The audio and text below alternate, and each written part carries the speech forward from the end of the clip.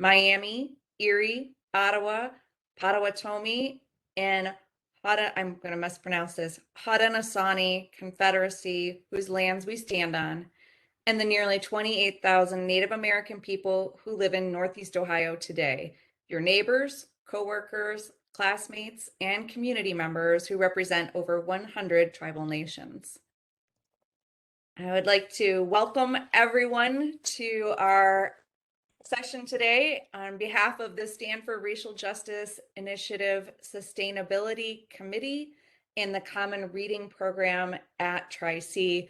Welcome to today's panel discussion about advocacy and intersectionalities. Today's conversation will give us a chance to learn from our speakers' varied experiences as advocates and how their intersectionalities have influenced their involvement. The panel will address some previously submitted questions from faculty, staff, and students for the first hour or so, and then we will provide time for any additional questions you might have.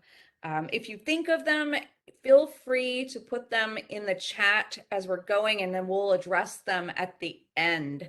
But I know how I am sometimes. I have to get it out. So if it's in the chat, we're good and we'll come back to it. I'm excited to hand today's event over to Juice McKenna, a soon-to-be graduating student in the Conflict Resolution and Peace Studies program. She will introduce our panelists and moderate the session today. So again, welcome everybody. Hey everybody, I'm Juice. Thank you so much, Casey, for introducing me. And I'm so excited to be here with everybody, especially the panelists. I'm a little bit nervous, so if I start to overtalk, that's my default. Somebody just raised their hand up, like, Juice, come on, you're overtalking.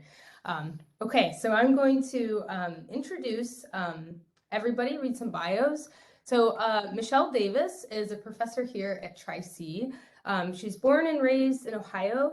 She's a mother to a 20-year-old son and many furry quadrupeds. She holds a degree in interdisciplinary anthropology and a master's of science in geographical information sciences with a focus on geoarchaeology. In addition to teaching, Michelle has worked on archaeological projects in the Great Basin, Eastern India, and here in Northeast Ohio. In partnership with other scientists, she has also served as geospatial analyst for the USDA and our local food bank in order to identify and close the gaps in food insecurity. Additionally, she was a research fellow for forest inventory research at Sequoia National Park for the National Park Service. Michelle loves traveling and has a vested interest in research at Lake Manicouagan, Quebec, studying permafrost freeze and thaw cycles, as well as endangered flowers and bathymetry of the lake. She helps manage community gardens and is involved with the urban agriculture scene and activities in Akron. Prof. Davis claims she is an adamantly part of a hashtag Food Not Lawns culture and can feed her family in 1/4 of an acre of land. So welcome, Michelle. And then I'll move on to Jen Deerenwater. Jen is a bisexual two-spirit, multiply disabled citizen of the Cherokee Nation of Oklahoma and an award-winning journalist and organizer who covers a myriad of issues her communities face with an intersectional lens. Jen is the founding executive director of Crushing Colonialism and a 2019 New Economies Reporting Project and a 2020 Disability Futures Fellow.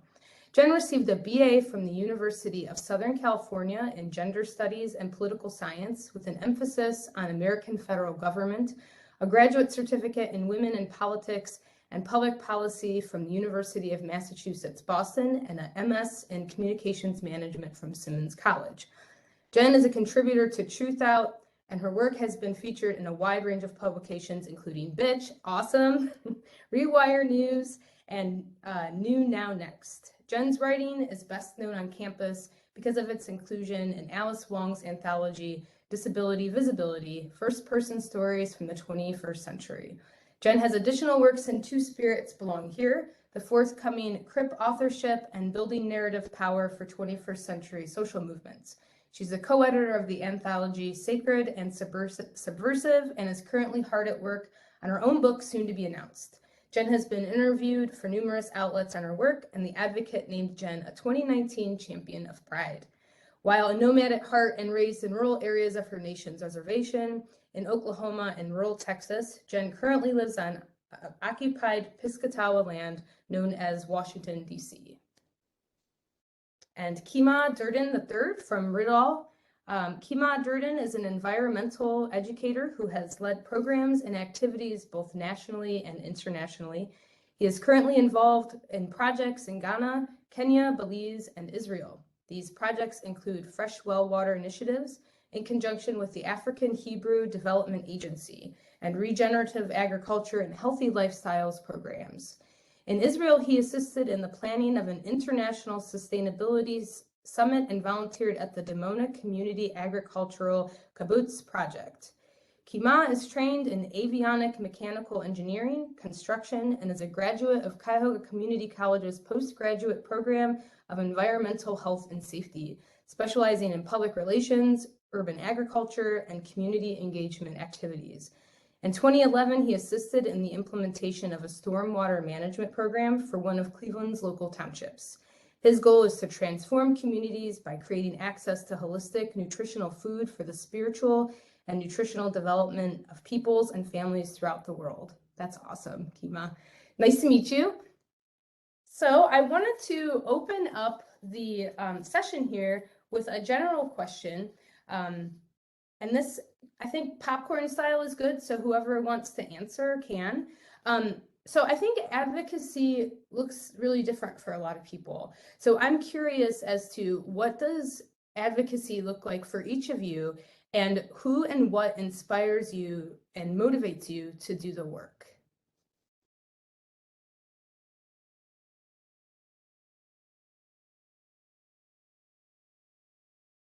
Jen, would you mind going first? Oh, Sorry, I apologize. Before I answer that question while it's on my mind, this is what I was looking for. I wanted to mention that there's a book coming out in 2 days on April 15th that's free. It's a free ebook being put out by Verso Books. It's V like Victor, ERS like Sam O books.com. And it's called Property Will Cost Us the Earth, Direct Action in the Future of the Global Climate Movement. I'll have a piece in it, but I'm really excited about this book since it's free, and Verso, just for the future, also puts out free ebooks fairly regularly. So yeah, I hope you all take a look at that. And I'm also really excited to be here. I went to a community college before I transferred on to USC, and so I really love community colleges. I'm really excited to talk with you all today. So advocacy. I think I'll just try to keep it short and say for me, I think what keeps me motivated right now, when I'll be honest, I'm not feeling the most hopeful, is one, thinking about youth and the mess that they have inherited and how we have to fight for them, but also thinking about the ancestors that came before me and how they fought for me and all of us to come. I'll leave it at that one for that question. I'll jump in from Riddall. Again, to echo the words of our previous speaker, I'm honored to be here, be a part of this forum. I think it's very important. When I think about advocacy, I think about the root to advocate. It means to stand up for or speak on behalf of someone, primarily first yourself, right? And then others that may have concerns or issues in a particular space or community. In this case, particularly around environmental issues for Riddall. And I think the biggest thing for us has been, as we communicate with community stakeholders, kind of finding out what each person's passion is, where do they see the weak spots in the water balloon, if you will, and how do we kind of work together to mend that so that we all can survive.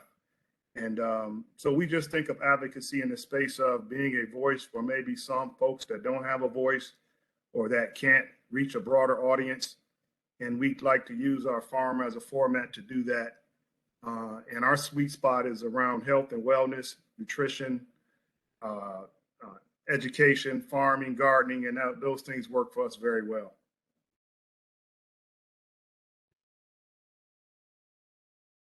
Thank you for that. Michelle? Yes, thank you both. Advocacy, really for me, it means time, like time spent. We get so stretched nowadays that my motivation is to spend time with all of these things that we've mentioned, advocating for those who don't have a voice. And that includes like the forest down the road, trying to connect people. We're so disconnected. You know, I feel like during COVID, it's been such a strange phenomenon that we were totally disconnected physically. That hurt a lot of people. Like was really hard to come out of that. So advocating for those who are having a hard time connecting, I guess, and understanding too. And that takes time. Yes, that's in a nutshell. Heart and time is advocacy. Yeah, and Michelle, you mentioned connection, and I think another question I have is, how do you get people to care about issues? The best way to get folks to understand or care or think about it more is to make sure that you can identify places in their life where it would be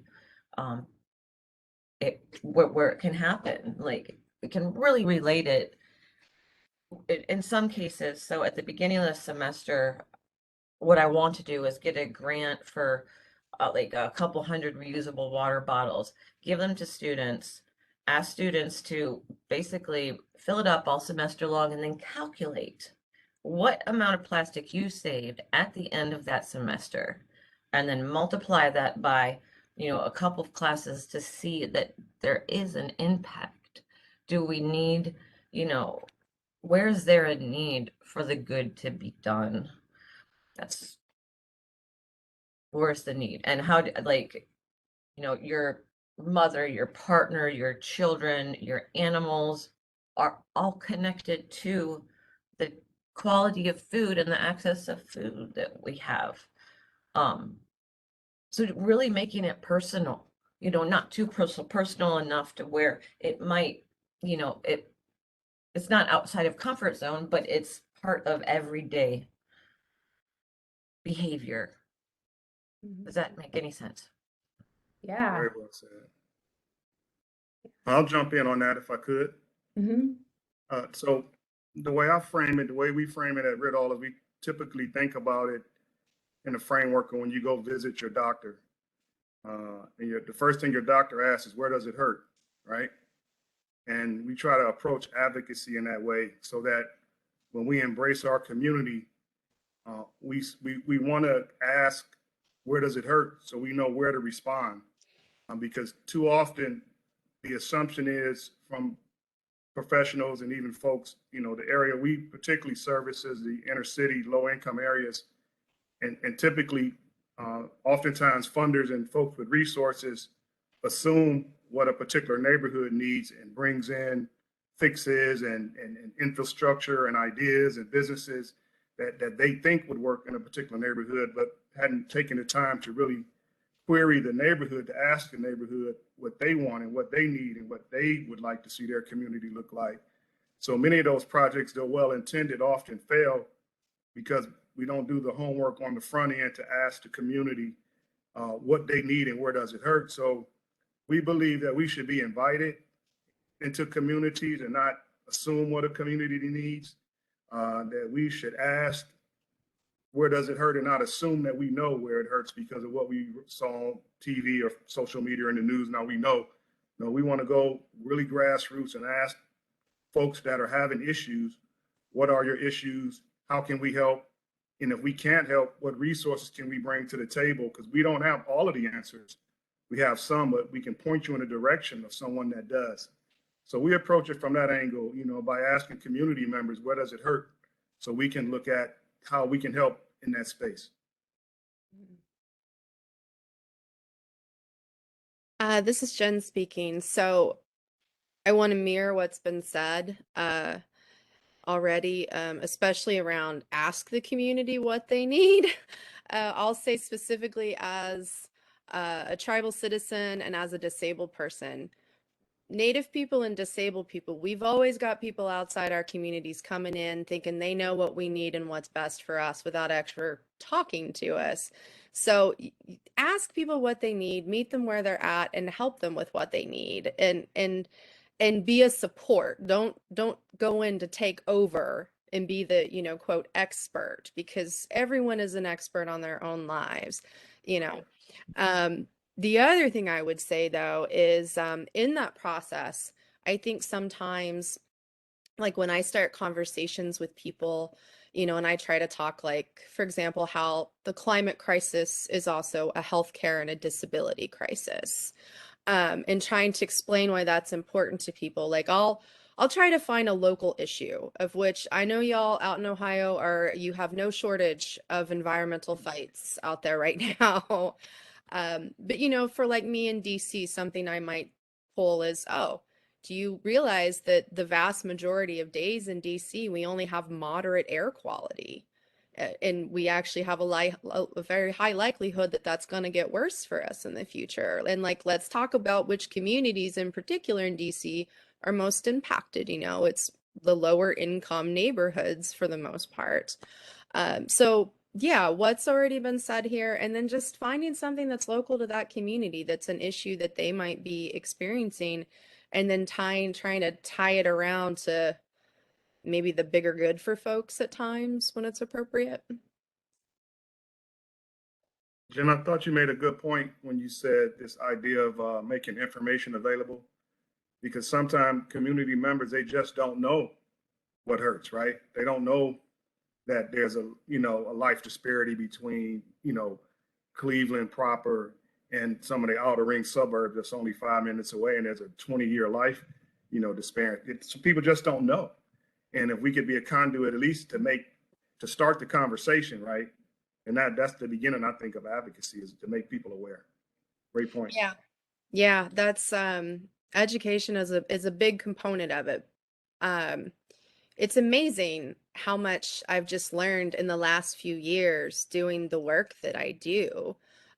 Before I came to journalism, I worked in politics and did campaign work. And so, I've always been politically minded and aware of things that were going on. But once you really start digging in and you start reading reports and you start analyzing data and you start looking at who funds campaigns, and once you start doing that, there's a lot of information to convey, and the average person is never going to be able to dig in and do that work. So yeah, passing along information is a big part of it, but I think also empowering people on how to take that action is the next also really big step.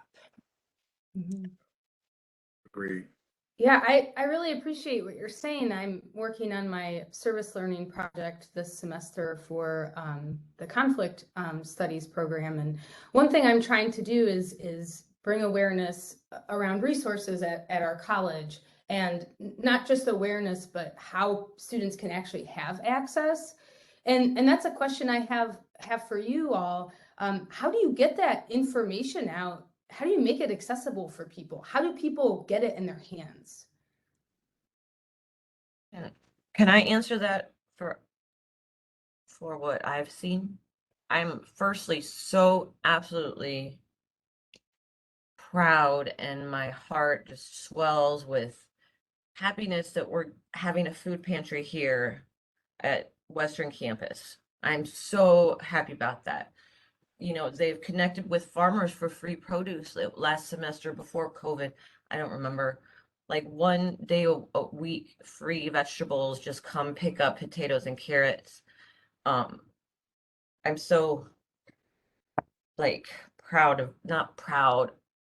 It just makes me really happy. If I, it's a need for a lot of people and a lot of our students. But as far as delivering messages to people, getting like the conduits need to be all of us here to each other. And sometimes there are conduits that you didn't even see coming. Like my students can be conduits for me as well. So looking at all the directions and taking the good care and wanting to take care of the community. I'm sorry, I got kind of off topic. But being really good with social media helps too. Really good. And getting into the community, like passing out papers or being at the farmer's market, like with a recipe book in your hand with the exact vegetables that are at that stand. Pick up these and here's what you can make. I think that's very important. Something like that. Agreed. Um, Agreed. this is Jen. Is it okay if I go next? Yeah. So I think for me, in terms of delivering messages, I mean, it's kind of obvious as a journalist how I do that. Um, but I think that, media and digital, our digital communications is going to be just going to continue to become more and more crucial on how we share information, how we share the things that we're talking about right now, whether that's through, and I don't think that's necessarily going to always be through like an official news source. I mean, I'll be honest, I don't trust the vast majority of our news sources in this country.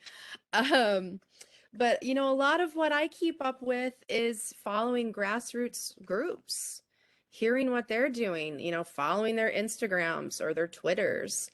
I stay up to date on a lot of things like that. And that's a lot of times, I'll be honest, that's how I have found my news stories in the past that I've covered. It's how I have gotten connected with people to interview.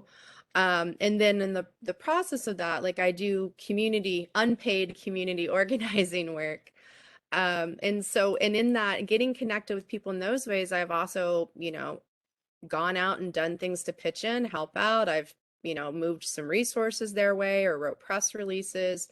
So I think media is like a big component of that. But I'll also say you can't have that education, you can't have that information if you don't have internet, if you don't have digital access. And we cannot forget that we have a lot of people in this country, maybe even some of you watching this now, who don't have reliable internet or cell phone coverage, don't have either the access, like either the broadband access is not there, such as the case in rural and many tribal lands, or maybe the access is there, but it's just so unaffordable that people don't have it. And so I think that's also something too that I have started doing work on as an organizer and a journalist and someone running a media org, is really trying to fight for digital access and digital rights. I know we're talking about the environment today, but to me, all these things just go hand in hand, Yeah.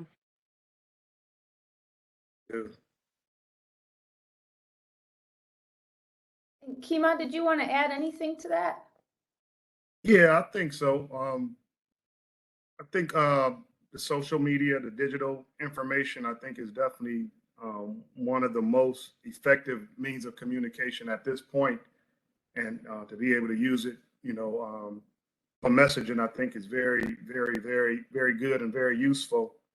The other thing that we do is we try to stay close to the issues in terms of staying rooted at the grassroots level, so that we're a part of the community and not just an entity in the community. And we don't come for 8 hours and then leave and go away somewhere, and then that's a job for us. See, what we do at Rittal is a lifestyle. And that means knowing the residents, knowing their ills, knowing what affects us, because what affects my neighbor affects me, right? So if we're still dealing with a community, then we want to stay close enough to those stakeholders in the community that we can always keep a ear to the ground, if you will, about the issues affecting our community, because there are many. and we can't address them all using the same format. Like you say, this conversation is about, environment, but then there's gun violence. There are a lot of other issues that we could advocate for. So we just try to keep our ears very close to the ground and stay rooted in the community. And that we built out a campus called the Ridall campus that people can come to receive information. They can come there and just blow off steam, right? In the midst of a concrete jungle, they could come and experience beautiful greenhouses and fish and just kind of get away. And sometimes that's part of, the advocacy work, is giving people a place to vent so that their frustrations don't come out in a way that's detrimental to society. And so maybe much of advocacy now is listening more than talking now in some aspects. So we try to incorporate that at Ridall, but we definitely use digital and social media as our primary driver to reach out to folks. Yeah, and also I read that you've expanded more recently with Ridall. And we're always expanding at Ridall. It never stops, it seems like. So we started in 2009, 2010. Fast forward 10, 11 years later, we started out at 1.3 acres on the Lower East Side of Cleveland. Now we occupy roughly 16 acres of contiguous farm space in that same community. The community that we reside in was once a notorious illegal dumping area because it's sort of isolated off of the main beaten path, if you will. So during the evening hours, folks would dump trash, restaurant, house furniture, anything that an individual didn't want to pay to dump, they would come and dump. Stolen cars, tires, you name it. It was reported early on that there were some trash piles that were almost 12 to 14 feet high of trash and debris. So when we came into that community, we came with the idea we were going to transform that space. So what started out as a forgotten triangle is now the Urban Agricultural Innovation Zone, right? So what a transformation. And that alone. So yeah, we've grown quite a bit. We started out with 1 or 2 greenhouses, and now, like I said, we have 6 greenhouses. We have a full EPA certified compost facility. We do ongoing urban agricultural training. We have a full scale aquaponics operation where we farm over 10,000 tilapia fish at any given time. We've just been selected to be the official nursery for the city of Cleveland. So we'll be providing tree stock to the city of Cleveland for its Reforest Cleveland efforts. So that'll be a new thing for us. We have a community kitchen and now a restaurant where we serve fresh farm to table prepared foods a few times a week. We do Taco Tuesday, yay, and we serve our tilapia fish on Friday. So you can literally get a pond from the water to your plate like within 2 or 3 minutes. I've been a practicing vegan for 30 years, so I say it's the best fish I never tasted, right? So, but we still enjoy serving it to the community, and we just like to think that we've created an oasis in the desert, where folks can come and experience a green space, because some of the individuals in our community will never leave their neighborhood. So we have experienced a level of growth over these past 10 years. And we're very thankful and humbled by it. And we just want to keep doing the work. Yeah, that's awesome. And earlier when you were talking about like letting people vent and kind of letting people be themselves, like what do you notice about people and like how their vibe changes when they come in and see the space? Like what does that look like? Oh, wow. That's a great question. And this is a sweet spot that you hit right there, because here's how it works for us. We realized early on that environment predicts behavior or affects behavior. So the example is, say, if you're hanging out, socially with some friends, maybe in a social environment, you may act one way, but when you go visit grandma, maybe you may act a different way, right? Just as an example, or the way you may converse around your parents may be different than the way you converse around your closest friends. So what we learned earlier, that if we could create an environment in the midst of this forgotten triangle space that brought forth life, energy, wholeness, plants, wellness, hope, and we could grow those things that necessarily don't come out of the ground, then we could start beginning to change people's attitude about their diet, about life skills. Part of the history of Ridall, we started as a exterminating company, right? So now the name makes sense, Ridall. And as part of that journey, we were able to exterminate in public housing. So we got a chance to see how some of the most challenged residents in our community live. And it broke our heart to see what the residents ate, mostly the children, right? They were eating, if they ate at all, maybe nacho cheese Doritos for breakfast or something they got from the mini mart down the street. And it touched us, and we said we had to do something. So that's what's been driving us to commit to this work. And it's just continued to grow for us and expand. And our biggest thing is that if we could take an old rotten apple and turn it into compost that we sell for $35 or $40 a cubic yard, how much more could we do with a life, right? A community resident, somebody that's struggling, somebody that needs help. So we also work with veterans. We have a PTSD program where veterans can come and just kind of release. If they're having a tough day, we have counselors on site. We work with youth groups. We work with ex-offenders. We believe that food is a universal conversation, right? And health is a universal conversation. And we believe that at our core, most people want the best. And we believe that if we can provide the best products, the best produce, the best soil, the best education, the best instruction about farming, and make it affordable, then we've done our job at the end of the day. So I hope that answered the question. Yeah, that was great. Sounds like a whole body approach. That's awesome. Yeah, thank you for that. Mm-hmm. Definitely. Yeah. So, Jen, I wanted to ask a question about intersectionality. So, in a society that values conformity and preaches individualism, I find that aspects of identity can be overwhelming to others. And it's like we're allowed to have like one difference or like one distinction. Otherwise, it's just too much for people to accept. So I'm wondering, when it comes to intersectionality, what challenges have you faced around being too much for society? And how does that affect your community? And how do you stay empowered through it? Oh, I laugh because I'm like, oh, I'm too much for most people. So I've been told. Um, you know, I guess for me, it's really important that like my identity labels are always used because I belong to so many communities that suffer from erasure.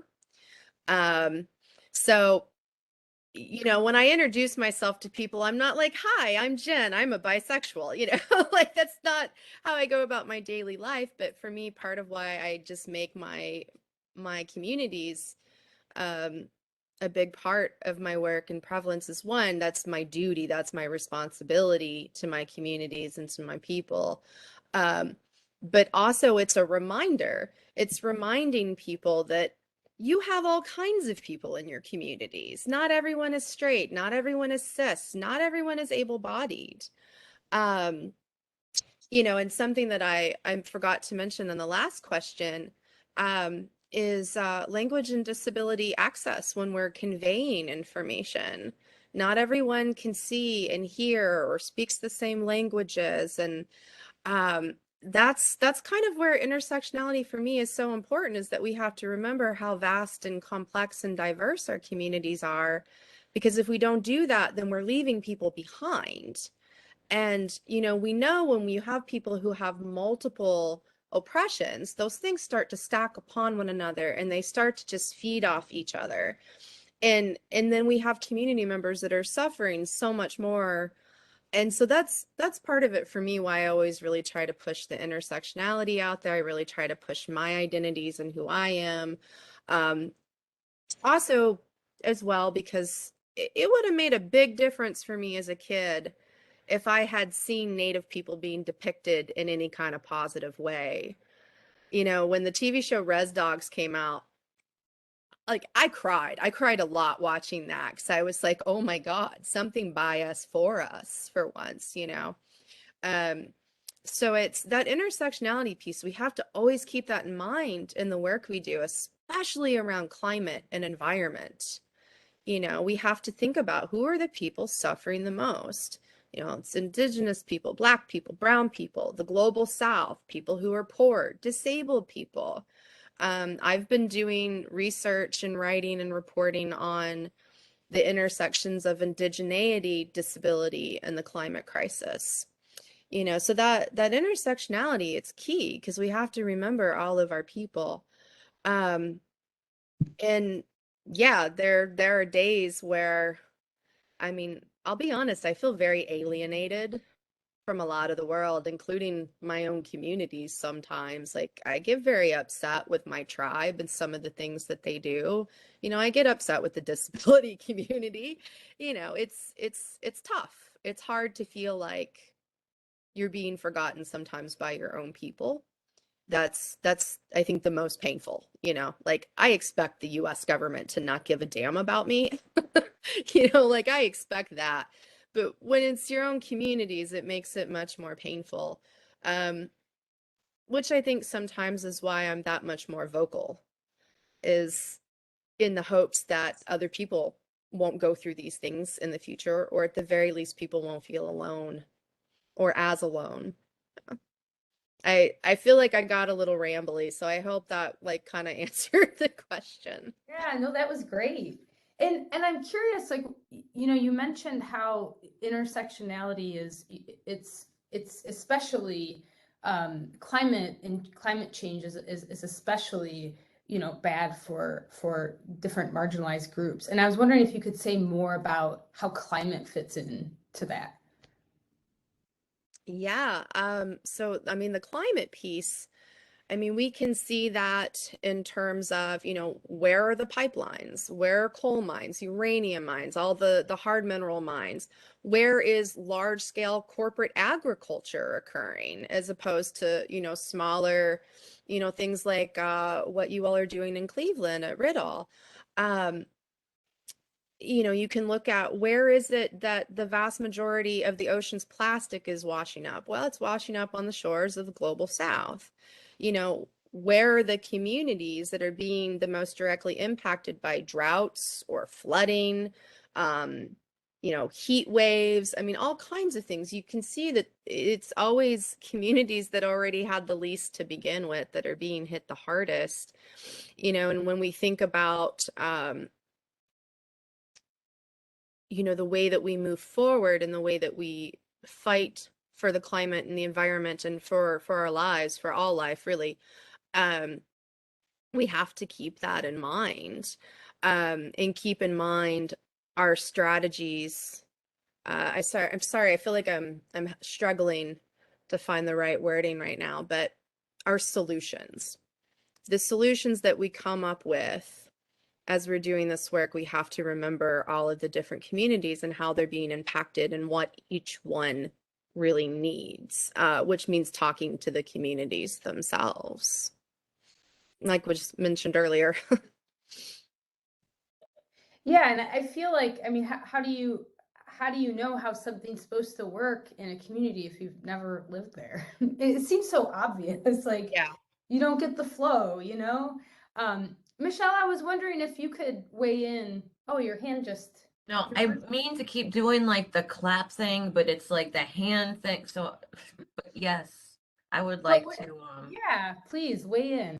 thank Stephanie for putting a great in the chat, you guys. This is being recorded too, so we're able to. And I wanted to thank our interpreters as well for being here. But spending time, again, I feel like it goes back to spending time with people to understand how their lives are being impacted. A lot of my research is focused on the polar regions, the Arctic and the subarctic, and these transition zones between the two climates. And the North Pole has had human history for thousands of years, right before we were here. Like there's some important indigenous knowledge that we have either labeled as, I'm trying to, Jen, I'm having problems finding words too. But can I use an example of seals? Okay, so seals as indigenous food, important food source, seals, salmon. In the, I think it was 80s or 90s, there was a photo that was very, very popular. It was like the baby seal and someone had clubbed it, not to be graphic, and I'm sorry, it was a graphic photo. And that came around in my childhood, and I remember because of how I grew up, it was immediately people got really angry, like, the natives they're savages, like why are they killing seals? And so it was broadcast across the world as like this, they were savage killers of these baby, cute, adorable seals. Now, not understanding those people's lives is where it all went wrong, because then there were regulations that passed that restricted their access to fishing and feeding their families. They're not getting, they have food shipped, but the food situation is so much different. How they have to, not have to, how they thrive. And then when, you know, it changed. So that's a really, I think, important analogy. The baby seal and your average, not average, your American who hasn't been outside of the state or doesn't have exposure with a lot of other cultures or diversity, doesn't understand that it's not smashing a seal's head for fun. It is a way of life where they are from geographically. Our needs and we vary geographically, humans do, as do our diet needs. But it was there were some regulations passed that restricted their access to fishing. You'll hear the same about whaling. We do need to think about endangered species, we do, but we also need to balance that with the needs of the people and their like rates of suicide and heart issues goes down. We keep coming, keep coming back to time and food and human connection. That's my years of study. That's where I keep going back to.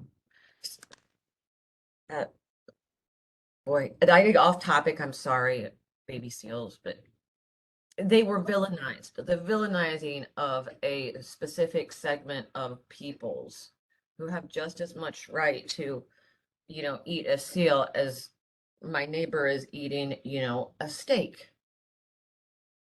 Somehow there was not enough communication, and they suffered. They suffered because of the regulations, because Hollywood and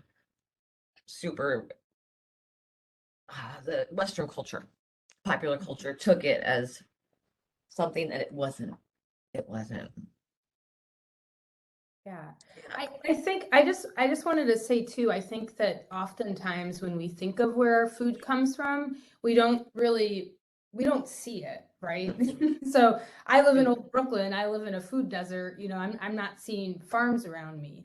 And I think that so since we can't see where our food is coming from normally, we don't relate food and climate together, even though in what that means for access to food and how we get our food. So no, that was really great. And I think that leads to another question that I had is, this is for everyone. What do you think are the most important issues to advocate for right now and in the future, and why? I'll vote for environment. Because with all of our various backgrounds, cultures, upbringing, if we don't have a planet right, all bets off.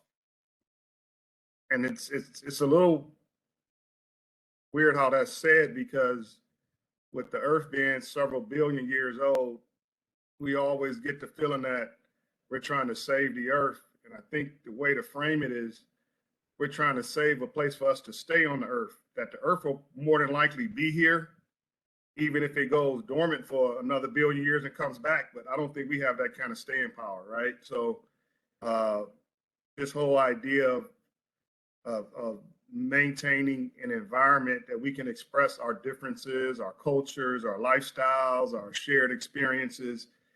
Without an environment, all bets off. So I would say that's one of my top 5. This is Jen. So I'm gonna go with ending colonialism. And it's very, very large scale. But I think of it as colonialism. There's actually a report just put out by the IPCC saying that colonialism actually caused the climate crisis. Thinking just the example of the baby seals or traditional whaling and such. Indigenous people are not the ones that have led us to having endangered species. We're not the problem. We didn't cause that, you know. So it's for me, it's like it's colonialism. And then when I think of colonialism, that leads to all the other little tendrils of, gender-based violence, the climate, gun violence, all the different issues that our communities are all struggling with. I see them connected to colonialism in some way. So yeah, that's my giant big picture answer. Really good. Oh, and I'm just gonna share in the chat a link to this article about this IPCC report and ruling that colonialism caused the climate crisis. To your point, one thing I would add, if I could, you sparked a thought, and it reminded me of this notion of limitation, right? So, I think when we look at the resources that's available on the planet, many of the indigenous communities had an idea that they could fish, but there was a limit to how many they could fish. There was a point that we knew inherently that we couldn't go beyond. And when we look at many commercial industries and how the situation we find ourselves in was a direct result of a lack of law limitation, that we took too much, or we went further and we wanted to take all of it out of the earth, not leave any for, we look at oil and that whole story, we know, right? And how it took billions of years to make X amount of oil. Now we drain it all in 100 years, right? So those type of things. And that was just a part of indigenous culture, that there was laws that allowed us to do things within a certain realm, but not to go beyond that and take and tilt the scale to where now we're facing all of these issues that we are.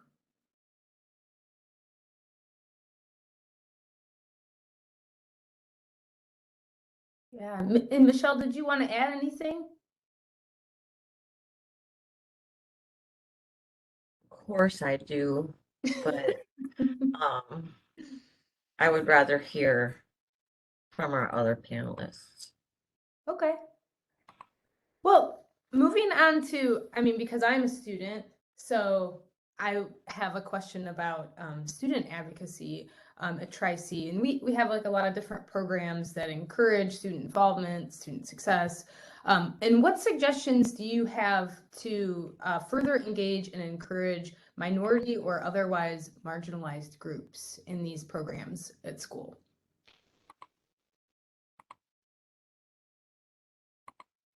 I could jump in. I think part of it is identifying where folks have a particular passion. I think there's a direct correlation between advocacy and passion, that it has to be something that you feel enough about to at least say something to somebody else about it, right? And I think that's where it starts. And with the student population, trying to find a balance between what people care about. The world is changing, and folks' views are changing about a lot of different things. So what are people's sweet spot? the minority and underserved communities have had challenges for many, many years and have found ways to either cope or survive, but still push back, against the machine, if you will. And it continues to be a challenge to this day. And then there's a whole nother segment. Well, as long as it doesn't affect me, it doesn't matter. But it all affects us all, right? Because we're a human family. So what we said earlier, what affects my neighbor affects me. So I think it's really about allowing, because I think school after high school is a chance for young adults to experience life for the first time, maybe some outside of their parents' household, maybe some on a college campus. And it gives you a chance when you might have grown up in a very controlled environment to see a bigger world. And that's going to help shape your worldview, right? About how you see things, how you see people. If you go to a traditional college, you may have a roommate that's not of your same ethnic background. So you get a chance to learn people and learn the value that differences are not necessarily a bad thing, that we can all find a way to agree. And that's why we love to keep bringing the conversation back to a food conversation. And we believe at Rittal, all we see is green, right? That if we could sit down and break bread over a meal, we could discuss anything. Some of our best memories are over the dinner table, but some of our toughest conversations were at the dinner table as well. But we think that's always a great place for convening, and food has been one of the primary mainstays of that. It kind of neutralizes everything because, if we could have a potluck, everybody bring a dish from their own culture and we enjoy and share in that fellowship. And it kind of depressurizes situations in some cases. So I would spin it that way and just add that for thought and for context. I have on that note, did you see what they did in Akron pre-COVID? They literally took there's this 59 in Akron. It's a road that has like separated communities, like for bad. It was segregating economically, socially. A few years ago, Stephanie, I'm sure you probably heard of this too, because Stephanie's from my hood. They set up a table stretched down the length of this like ridiculously, terribly planned highway and just set up tables for everyone. So it was this beautiful, huge dinner table style meal to bring everybody to this strangely marginal boundary that marginalized at the same time, but brought them together. It was you were talking about bringing people over food, and yes. I think the other thing that I would add is who's creating the programs or the organizations or the clubs, who's leading them, who's making the decisions about them. If you want more marginalized people involved, marginalized students, then they need to be the one making the decisions, just going back to that whole, we're the expert on our lives, students are the ones who know what they need. And so it's who's making the organizations, the clubs, the programs, the whatever, who's leading them. Yeah. And it's also, I think, faculty as well as the administrative side of the universities needing to take a little bit more of a hands-off approach on what students are able to do. I think that's a really big part of how you're going to get more marginalized people, more marginalized students involved. I think also helping to provide resources that they need. I was really excited when I saw on Twitter that you all have the free groceries and things there. If you're helping people get the things they need, then they can be more involved in their community. If you are not struggling as much every day to keep a roof over your head and food in your stomach and clothes on your back, all those things, then you can get more involved in all of these different fights, whatever that fight is for your community, whatever it is you're interested in, which is part of why I also said colonialism. We got to end that thing, because that also means ending capitalism and all the systems that are keeping us in these silos where it's just us trying to survive rather than all of us working together as a community and building something new that actually works for us as opposed to working for systems of power, like corporations and such. Yeah, and I would just add that, for students creating groups that sometimes the bureaucracy of a college is difficult to navigate when you're a student and not faculty or staff. Yeah, for sure. Well, I think how's everybody feeling about asking questions in the chat? Does this feel like a good time? Unless anybody else. Yeah, I feel like I'm curious to see what other people want to say. So far, we've just had commentary. So if you, and I'm double checking that I didn't miss anything, but if anyone has questions for all or any of the specific panelists, now is your time. You've had a chance to hear from each of them and have a better sense of their passions and some of the work that they're doing. So I know a lot of times I don't know what question I even want to ask until I feel like I have a little more grounding. So feel free to type them on in there. Mhm. Can we speak or do you want to type? Yeah, what the heck? Come on in. Speak. I got a question. All three people that are being interviewed today, what kind of help are you getting from the government and your causes? I know, Kian, I believe you're probably getting city help, but I mean, Jen Deerwater and Michelle, how are you getting help with what you're trying? Because since I've been in Professor Greer's class, I've learned a lot about like indigenous people, people with disabilities. I have issues towards things like that. But I was wondering, what kind of help are we getting? What strategies are you using to get the government more involved? Or is it even happening with the government? Probably not, correct? Thank you. This is Jen. I would love to answer this question. I could talk about this one for a long time. Nothing. Nada. That's what the government's doing for me and mine. Not a damn thing. I should say, when I think of my government, I have to think of the US down to my local government, but then I have to think of my tribal government. I am a citizen of two nations, my tribal government is doing some things to help our communities, some that I really agree with, but they're certainly not doing what they could be. There's a lot of stuff like around ableism and anti-queerness that I'm very unhappy with, but I see my tribal government trying to serve at least part of our community. And I see that with tribal governments. Now the US government down to municipal and county, I haven't ever seen them do really much of anything. And even when anything good happens, it's undone in no time. It's either undone through a new policy, through the budget. That's another really big one. You got to watch budgets. I know it's so dull, but it doesn't matter if we have, policy in place if things are not properly funded. That's huge. Watch your budgets. But personally, I've never seen any aspect of US government, federal, state, city, none of it. I've not seen them do anything. On a very personal note, I have been battling with the DC government since 2017.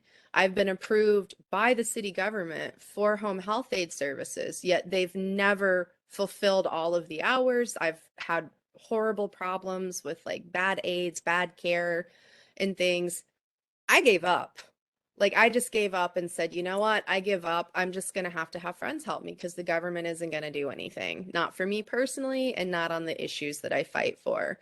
And so that is where, and we are seeing this specifically with climate, where direct action is the key.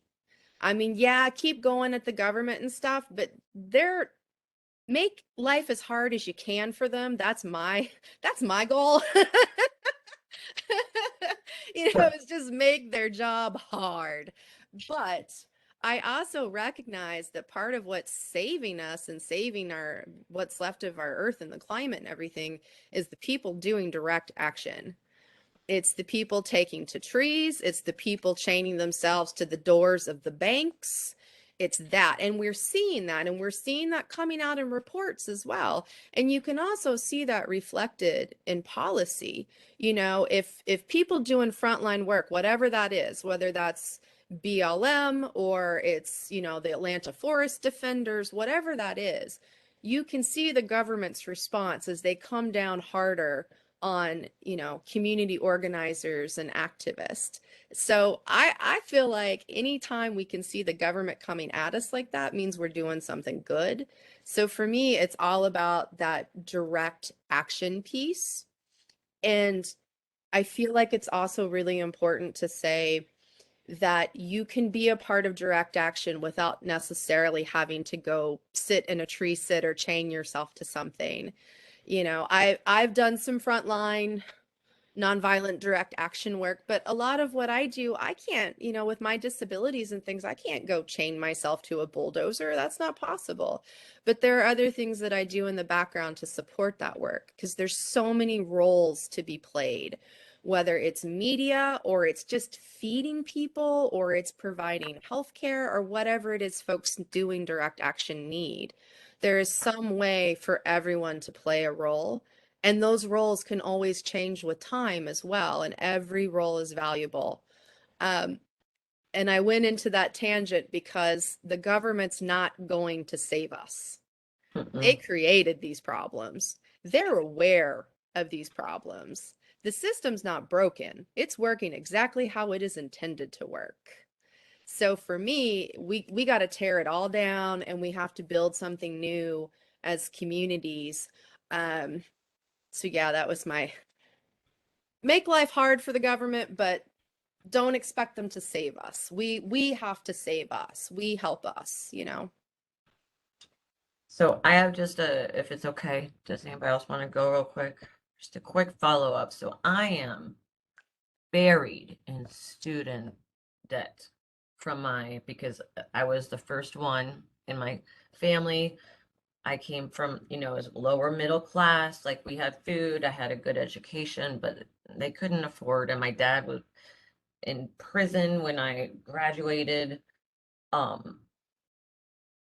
I have a lot of debt, and with that being said, like making sure, you know, students, wherever you are in life, have access to better understanding of how it's going to affect you, you know, communication, but the direct action on the topic of direct action against the government, I feel like there are so many, like you said, not particularly subversive is what I was trying to say, measures, but if I can teach 4 people how to can their own food, I feel like that might be part of it. If if you don't aren't able to go to marches, you know, to write letters or, you know, I mean, how many of you on your phone got texts during these election cycles being like, hey, Michelle, this is Tim Ryan. I'm trying to get your vote.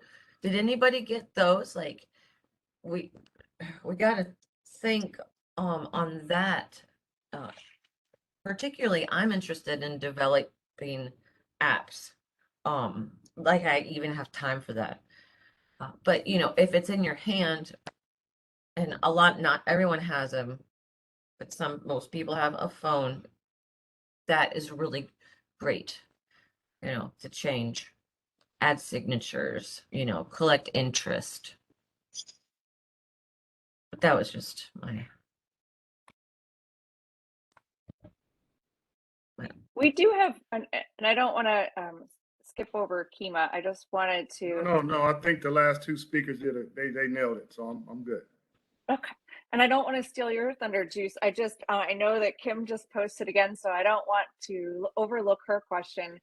So she asked, what are some ways, it just moved, we can start being more green?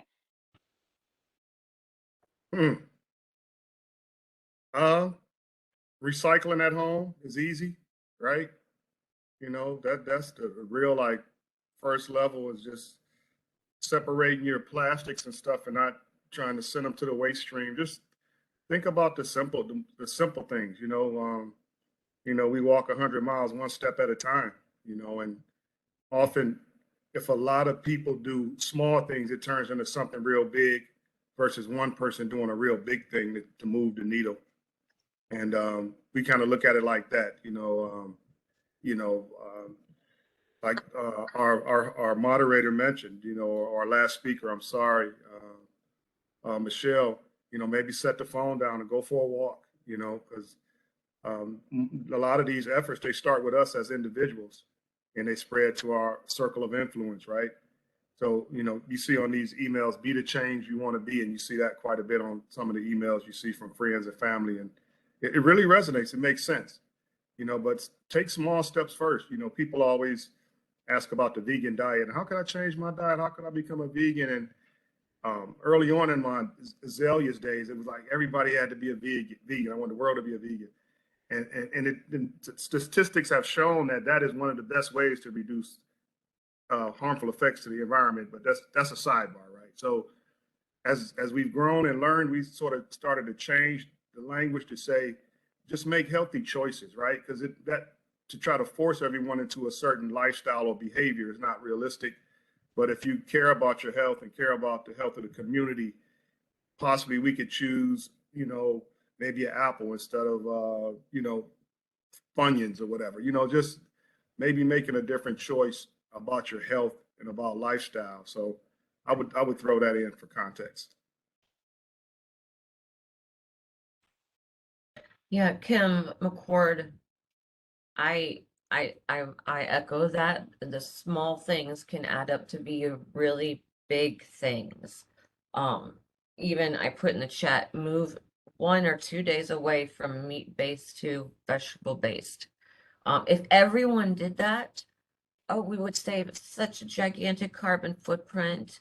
We would probably lower the amount of methane has now taken center stage. I don't know if you guys saw, but the outcome of a lot of this work, methane is part of our atmospheric composition changes. So yeah, just very small changes that you can do, like getting a water bottle. I'm telling you, if you can think and economically too, 1 water bottle for the semester. And we at Tri-C have those great where you can put your water bottle, like the fountains where you can just fill it up, you know, you just do this and it fills. Saving so much because they have found there's microplastics have been detected in humans' blood for the first time. So less plastic is the easiest one, I think. Sometimes easy, sometimes not. So this is Jen. This is where I guess I'm going to be kind of the Debbie Downer and say that as long as wars continue as they are, I think it's really important that it's talked about that the US military is the world's largest polluter. War is very profitable, but it's also very harmful to the earth beyond just the humanitarian issues and such.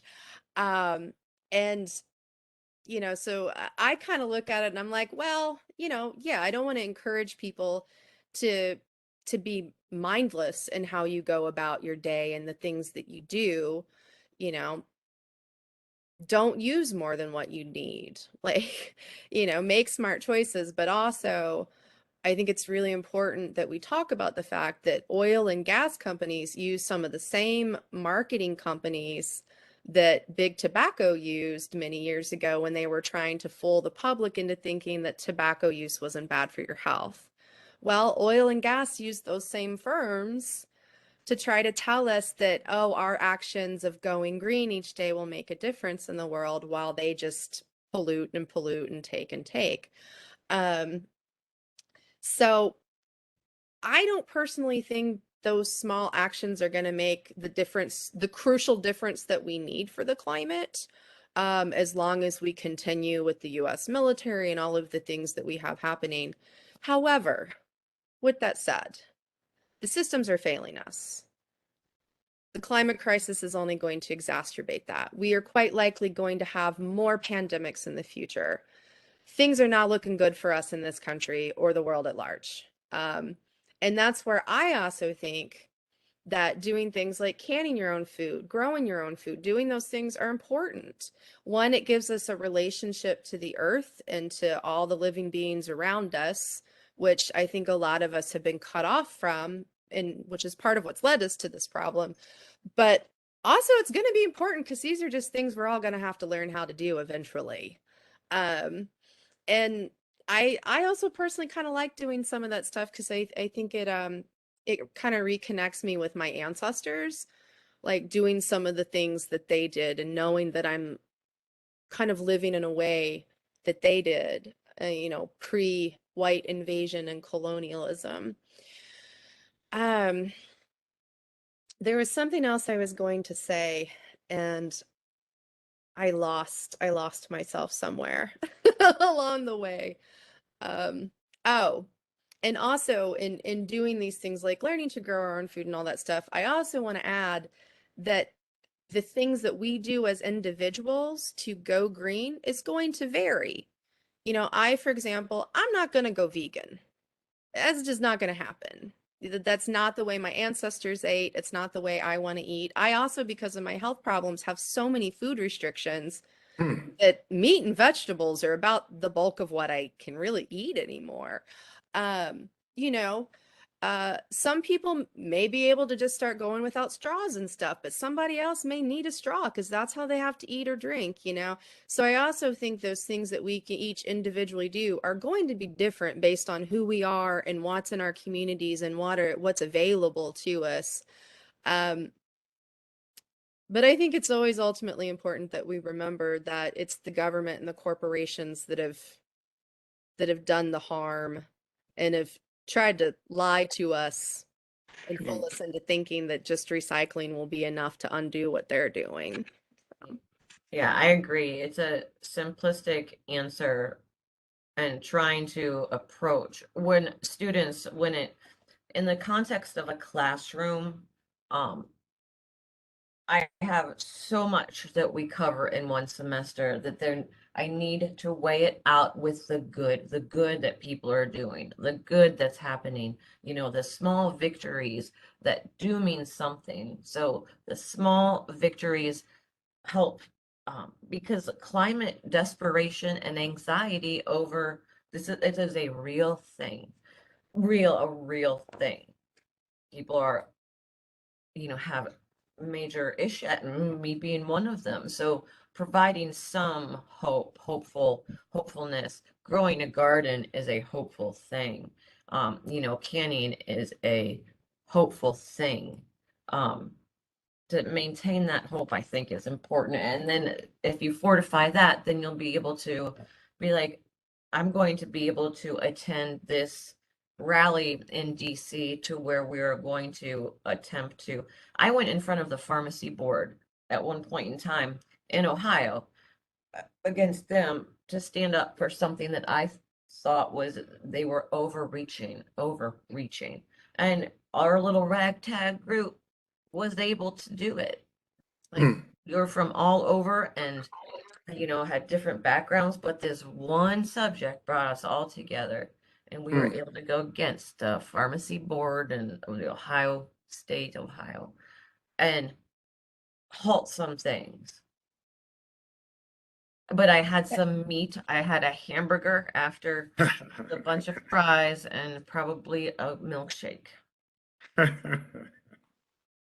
Yes. Go ahead. I'm sorry. I was just gonna say, I didn't mean to, I always try to balance this, like, how do I be really honest with people and give an honest answer based on my knowledge and, my personal upbringing and beliefs in life and stuff, but also try not to depress people.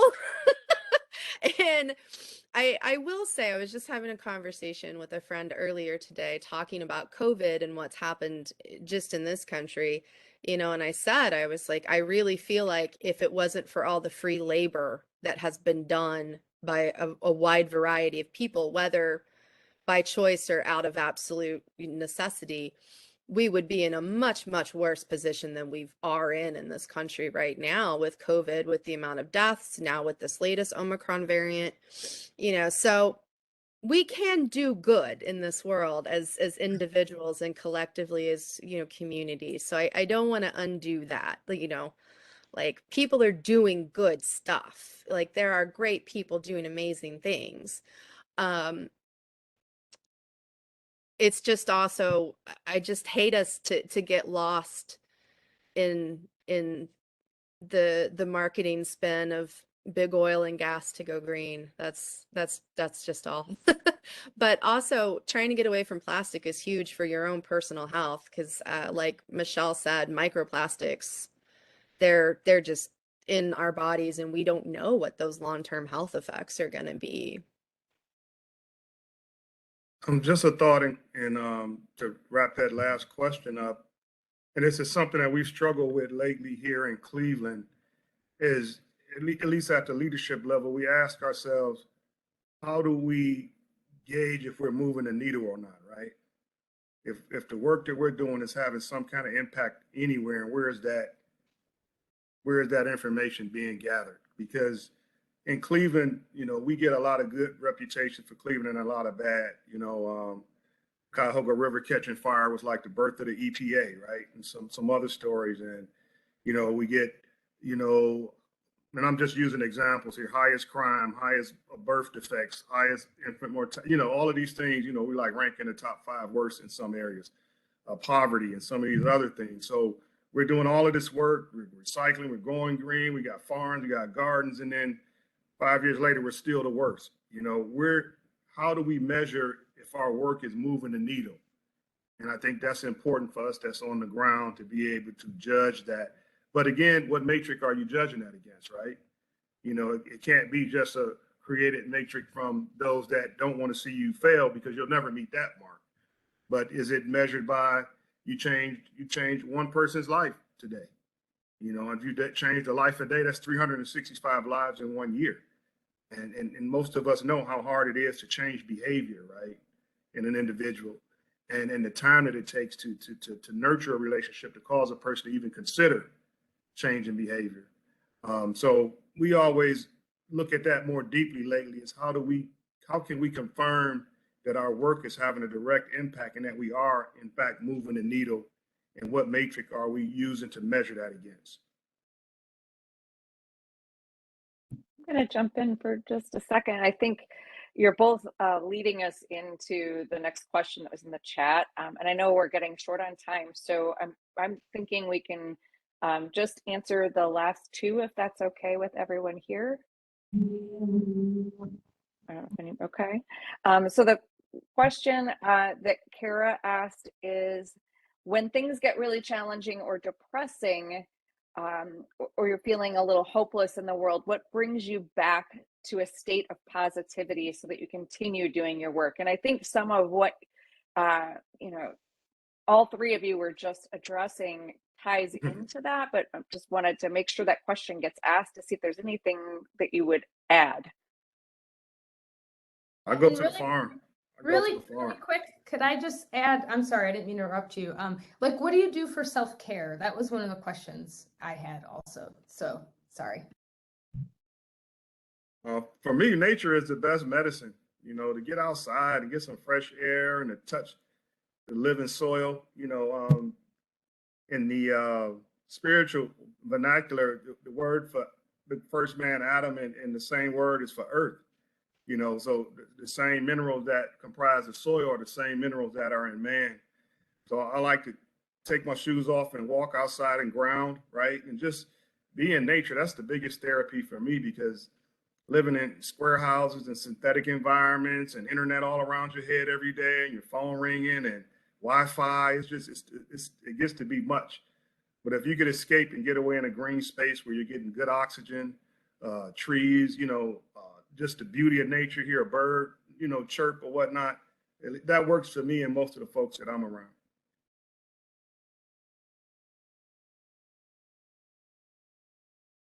So this is Jen. I mean, I'm not always happy and positive and hopeful. Honestly, I find myself becoming less and less of those things with age. Um, so I think it's one, it's we don't have to always be happy and positive all the time. Like, I think that's okay. There are going to be times when we're depressed or we're angry, and it's totally righteous and it's justified. So I think that's important to remember. Um, and then self-care, I don't know. I kind of go back and forth. Like, I haven't found a different term that I like, but I don't know. I find the term and the concept of self-care to be sort of it's really sort of based in privilege. Like, if you have the time and the resources for self-care, then you know, I kind of have to question, you know, are you the person that I'm typically going to be like, are you taking care of yourself? With that said, though, there are things I think we can all do. Um, I love to be outside as much as I can. That's not always possible. Um, so some of the things that I do is I've just instituted tech-free time because I have to. I mean, my feeds are all news and all kinds of pretty upsetting stuff on a pretty regular basis. So I just have to have tech-free time. Um, I've given myself, and I will say I am at a point in my life where I can do this. I am privileged enough to be able to do this now, but I'm able to say I don't work in these hours. I don't work before this time. I don't work after this time. I make occasional exceptions, but this is my time. Um, and sometimes it's for me as somebody who's chronically ill, like I don't ever feel good. Like, I have horrible chronic pain. Every day I feel bad. But also learning to listen to my body and not try to like push through the pain, but be like, you know what? I'm just gonna go sit and watch some TV for an hour. Like, I'm gonna go lay down. I'm gonna sit and meditate. I was so resistant to meditation for so long because I just, in my mind, it was like, oh, that's like what rich white people do. And I finally got around to, I was like, all right, I'm gonna start this. Everyone keeps pushing it on me. It's made a huge difference for me. I mean, massive difference in like my own dealing of my PTSD, my own anxiety around the state of the world, the stress of doing community organizing because, it is a lot, your phone ringing and all that stuff all the time. So yeah, I think those are some of the things that I do. But also I look to my community for help. I've gotten better. I will say with age, I'm getting better about going to my friends and my people and be like, look, I need help. Here's where I'm at and here's some of the help I need. And that's been huge for me. And then, in turn, we turn around and give that back when our others in our lives and communities need that. And I've babbled long enough. I'll stop now. Thought that was actually really insightful, not babbling even remotely. And Michelle, I'm interjecting again because I'm again kind of branching off of what Jen just said in setting parameters, right? For when the session is going to end at 2:30, so that means we have 6 minutes left. So I'd love for Michelle, for you to have an answer or time to answer that question. And I saw that Dave November did respond to that last question that was focused on what students can do. So hopefully you are that is useful. So Michelle. Yes, thank you. I wanted to tell Victoria too, I'm going to organize our class at the end of the semester to go do a cleanup along one of the rivers or the lake shores. And then you can choose how to put yourself into that community if you want to. But is this a self-care question? Yeah, self-care. Oh, self-care. So I have a very hard time saying no. I have a very hard time saying no. And that is what it's difficult to because you feel like you're letting someone down. You know, how can I let this person down? But then again, I've got to be able to sleep and function and live hopefully a little bit more to see my son into more adulthood. But chronic stress will eat you up. But I dance. I go find somewhere to dance. I I dance. Hang out with the ones I love. With COVID, I felt like my soul was shriveling because you couldn't go, no dancing, no hugging. And for a creature like me, that's very difficult. But good food and good dancing and being able to actually say no. Like my students will tell you that I answer their emails or their texts like all day, 7 days a week. Um, but sometimes they know that I cannot get back to them immediately. So, and it's not lowering your expectations, it's just making some softer boundaries for yourself. But yeah, I'm a trained dancer outside of this, so I go dance and work in the garden too. We have just a few minutes left. Did any of the panelists, would you like to say anything in closing? Thank you guys for inviting us to this platform. Dave November, he's a good friend of mine. Thank you, Dave, for inviting us. It's been a pleasure to speak with you guys. I feel not just as a panelist, but as a listener, I'm enriched. I take a bit of each of you with me on my journey forward. And we just thank you for your experience and all that you do.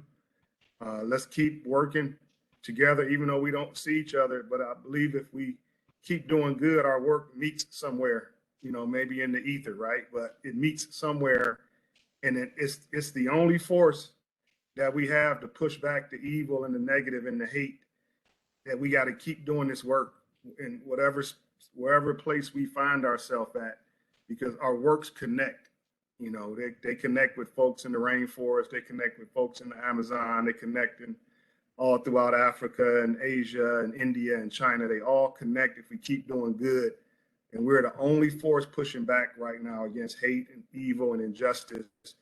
And that's what drives us every day, as they wake up and keep doing the work, because if we don't do it, there's no force that's opposing that, and it'll just run rampant. So thank you.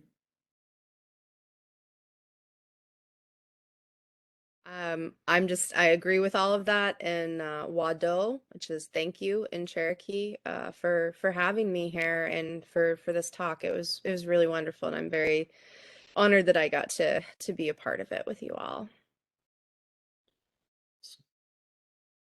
Yes, I also am honored as well. So thank you, everyone. Thanks to all of you. It's been fantastic. I really felt like I learned a lot as well. And I'd like to also thank Juice for moderating today. She did a fantastic job for keeping those questions moving and allowing all of these insights to come through.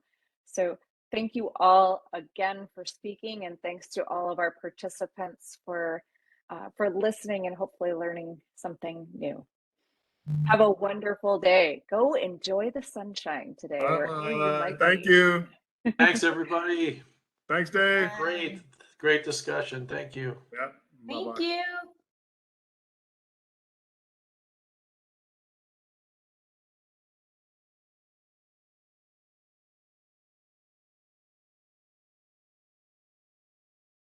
Juicy rocked.